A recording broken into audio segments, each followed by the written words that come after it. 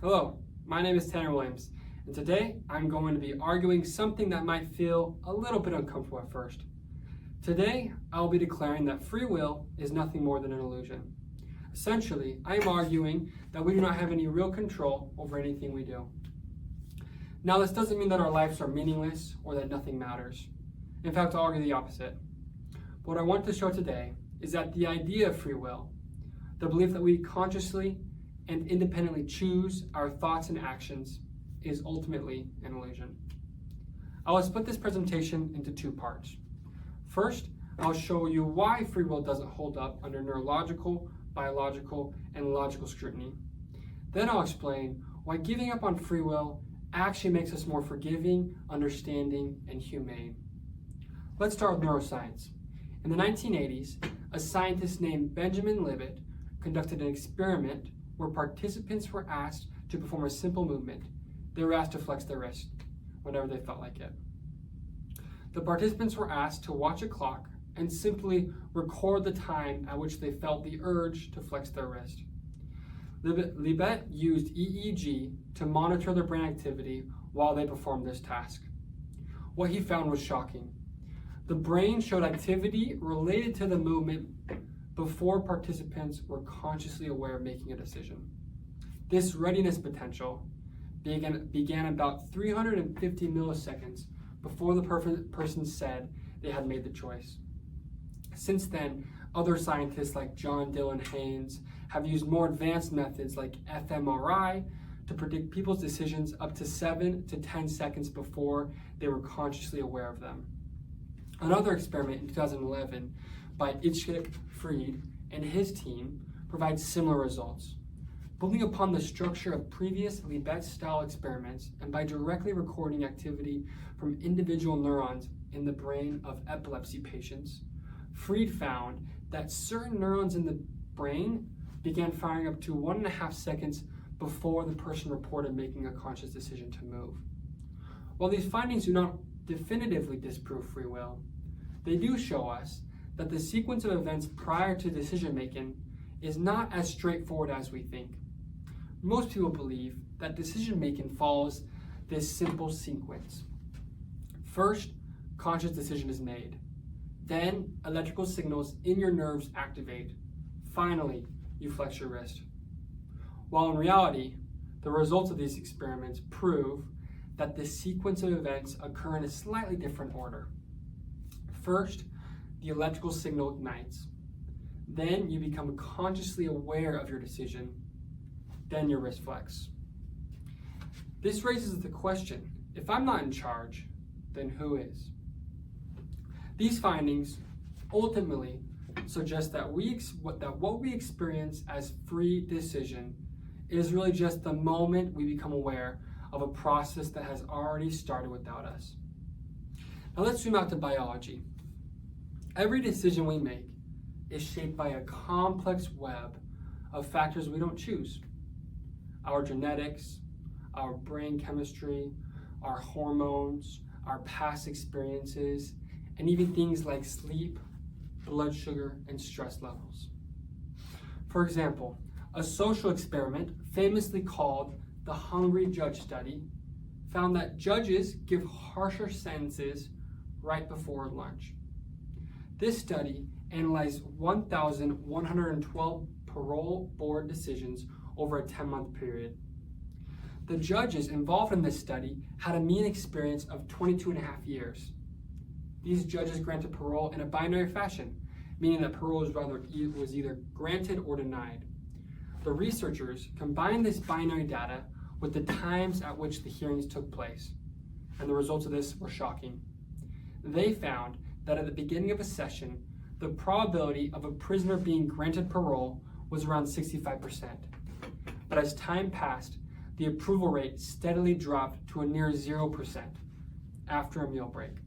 After a meal break, the probability of a ruling in favor of the prisoner spiked back up to around 65%. So why did this happen? Not because they chose to be unfair, but because their biology, their hunger, was influencing their decisions. Not only can hunger influence your behavior, but so can genetics.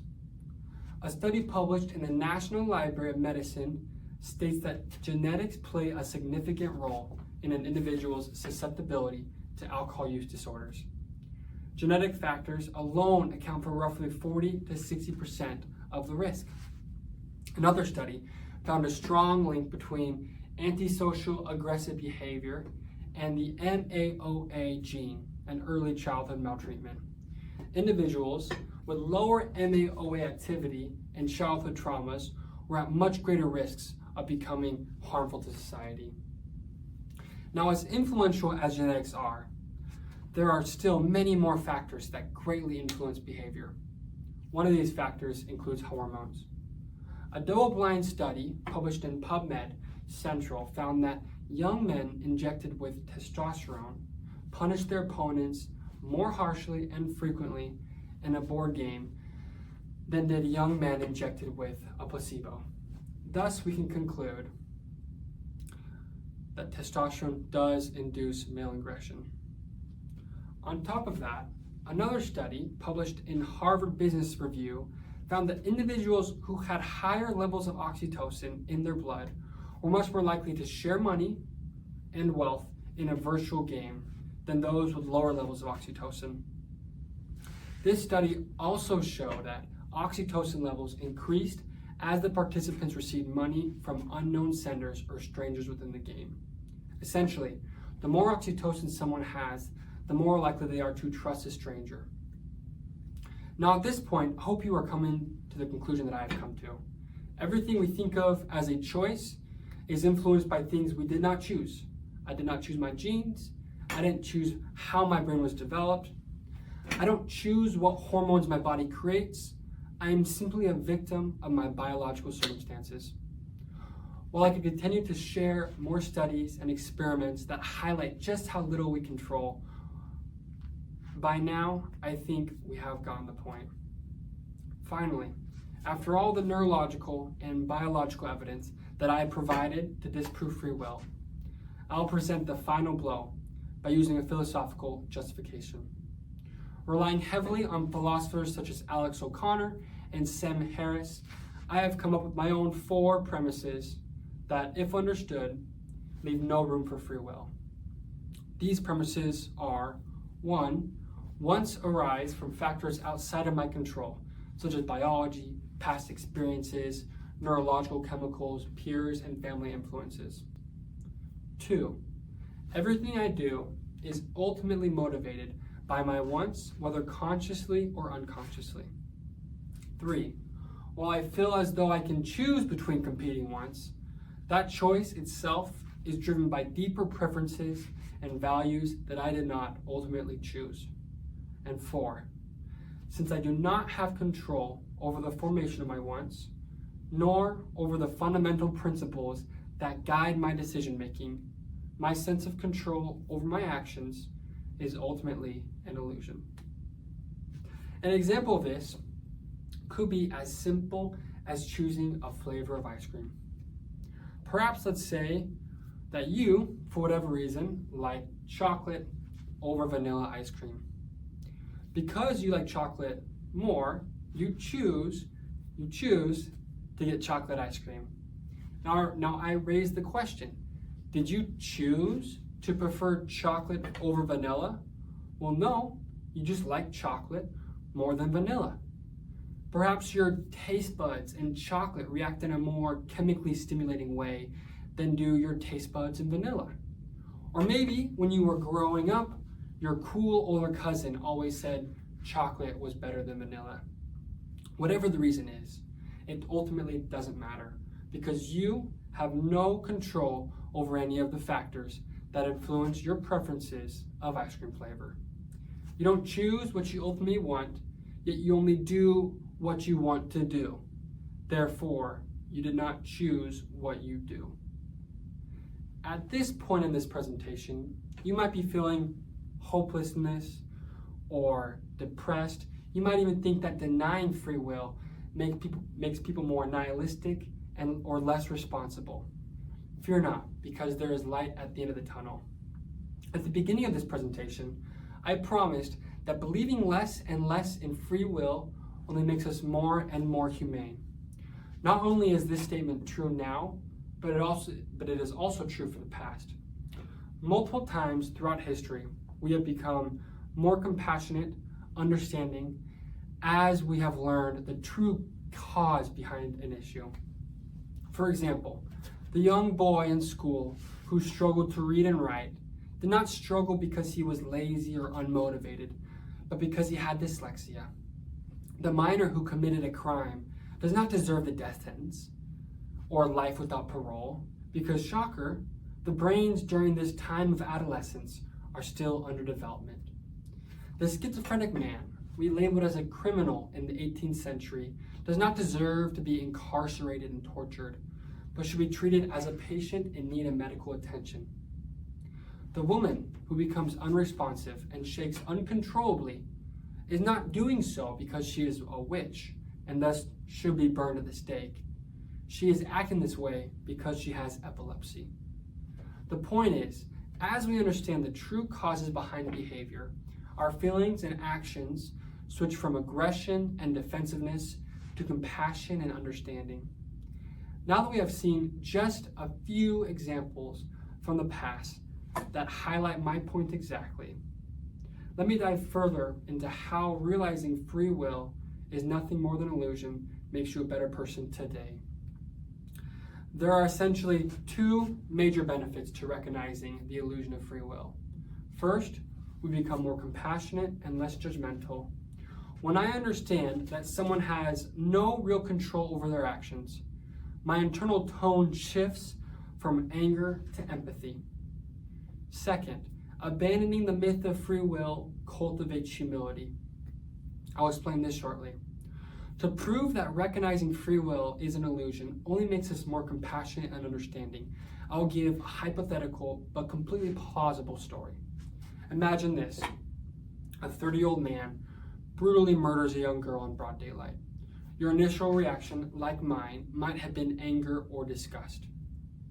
Now, what if I told you that this man was born with fetal alcohol syndrome because his mother drank regularly during pregnancy? What if I told you that this man was regularly beaten and abused as a young boy? Finally, what if I told you that this man had severe undiagnosed bipolarism whose mood swings were drastic and extreme? My hope is that as I add more details to this story, that your feelings begin to switch from anger and disgust to sadness and maybe even empathy towards the criminal. This short antidote perfectly highlights how giving less credit of action to free will makes us more compassionate and understanding. Now, to highlight how abandoning the myth of free will cultivates humility, I will use myself as an example. Not to brag, but to illustrate how little credit I actually deserve. For those that don't know me, I'm a pre-med student here at Boise State. I also work part-time as a pharmacy technician at a local hospital.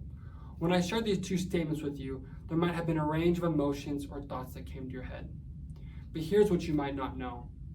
My dad is a doctor, my mom works in healthcare, and my job was offered thanks to family connections. My parents love me, and I grew up in a loving home. I've had tutors and academic help my whole life. So the question arises, how much of my success is really mine? I believe if you had been born into my circumstances, you'd be in my position too. And if I had been born into yours, I'd be in your position as well. That's the point. Realizing this shatters the illusion that anyone deserves more respect for their achievements or more punishment for their failures. No one is the sole author of their story. So what are we left with? We're left with the realization that free will, as we've traditionally understood it, simply doesn't exist. Our choices are not authored by some inner untethered self, but are instead the end result of a vast, interconnected web of biology, experience, and environment, factors we did not choose. But far from leading to despair, this realization opens the door to something better. It invites us to trade judgment for empathy, arrogance for humility, and punishment for compassion. By letting go of the illusion of free will, we don't lose our humanity, we find it. And in doing so, we take a step closer to building a kinder, fairer world. This is why I ask you to simply reevaluate what free will means to you. Thank you.